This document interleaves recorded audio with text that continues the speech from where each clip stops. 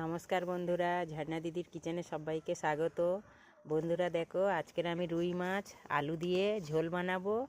আর এদিকে আছে পুঁই শাক, শিম, আলু, আর এদিকে আছে পালক শাক। এই দুটো এক জায়গা মিক্সড করে একটা চচ্চড়ি বানাবো। ওর সঙ্গে দেবো চিংড়ি মাছ।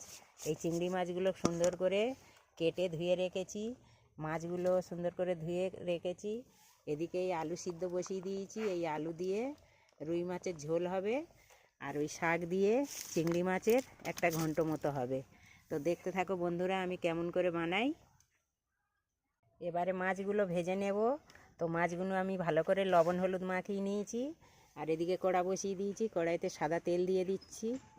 মাছগুলো ভেজে নেব। তেল গরম হয়ে গেছে, আমি একে একে মাছগুলো ছেড়ে দেব। মাছগুলো সব তেলের মধ্যে দিয়ে দিয়েছি। মাছগুলো ভালো করে ভেজে নিয়েছি, তুলে নেব। মাছগুলো সব ভাজা হয়ে গেছে। এই মাছ ভাজার তেলে আমি তরকারিটা বসাবো। দুটো তেজপাতা দিয়ে দিলাম। এই তেলের মধ্যে পাঁচফোড়ন দিয়ে দিলাম।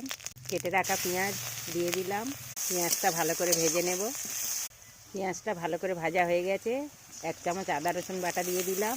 মশলাটা ভালো করে কষে নেব। এবারে সিদ্ধ করে রাখা আলুটা দিয়ে দিলাম। আলুটা ভালো করে কষে নিচ্ছি। পরিমাণ মতো হলুদ গুঁড়ো দিয়ে দিলাম। পরিমাণ মতো লঙ্কার গুঁড়ো দিয়ে দিলাম। পরিমাণ মতো ধনিয়ার গুঁড়ো দিয়ে দিলাম। পরিমাণ মতো লবণ দিয়ে দিলাম। আর মশলাটা ভালো করে কষে নেব। আলুটা ভালো করে কষে নিয়েছি। এবার পরিমাণ মতো জল দিয়ে দিচ্ছি। ঝোলটা ভালোভাবে ফুটে গেছে। এবার আমি ভেজে রাখা রুই মাছগুলো দিয়ে দিলাম। আলু দিয়ে রুই মাছের ঝোল হয়ে গেছে, নামিয়ে নেব। মাছের ঝোল হয়ে গেছে। এবার আমি চচ্চড়িটা বসাবো, তার জন্য কড়া বসিয়ে দিয়েছি। চচ্চড়িটা বসাবো। কড়াইতে সাদা তেল দিয়ে দিচ্ছি। তেল গরম হয়ে গেছে, গোটা জিরে ফোড়ন দিয়ে দিলাম। কেটে রাখা পেঁয়াজ দিয়ে দিলাম। অল্প আদা রসুন বাটা দিয়ে দিলাম। লবণ হলুদ মাখানো চিংড়ি মাছগুলো দিয়ে দিলাম। চিংড়ি মাছগুলো ভালো করে ভেজে নেব। পরিমাণ মতো হলুদ গুঁড়ো দিয়ে দিলাম। পরিমাণ মতো লঙ্কার গুঁড়ো দিয়ে দিলাম। আর কেটে রাখা সবজিগুলো দিয়ে দেব। সবজিগুলো দিয়ে দিয়েছি, ভালো করে কষে নেব। এবারে এই শাকের মধ্যে পরিমাণ মতো লবণ দিয়ে দিলাম। পরিমাণ মতো ধনিয়ার গুঁড়ো দিয়ে দিলাম।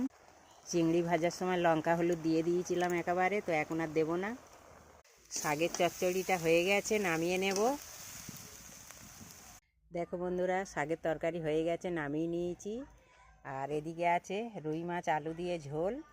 আর এদিকে আছে সব রকম শাক দিয়ে, শিম, আলু, চিংড়ি মাছ দিয়ে একটা চচ্চড়ি বানিয়েছি। এই হলো আজকের আমাদের মেনু।